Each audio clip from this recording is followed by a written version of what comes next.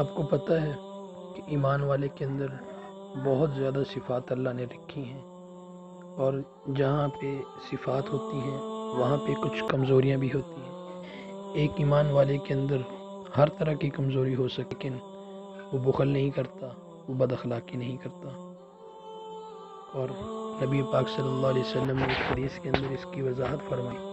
رسول اللہ صلی اللہ علیہ وسلم نے ارشاد فرمایا، ایک مومن میں 2 خصلتیں جمع نہیں ہو سکتی، نمبر 1 بخل اور نمبر 2 بد اخلاقی۔ آج میں اور آپ دیکھیں کہ ہم میں سے ہر نیک سے نیک آدمی بھی، صبر کرنے والا بھی، کبھی نہ کبھی اس کی زبان سے کچھ ایسے سخت لفظ نکل جاتے ہیں۔ تو ہمیں چاہیے کہ ہم اچھے اخلاق کو اپنائیں، اور اس کے لیے اللہ کے نبی علیہ السلام کی احادیث مبارکہ میں بڑی قیمتی دعائیں ہیں، ان کا سہارا لیں۔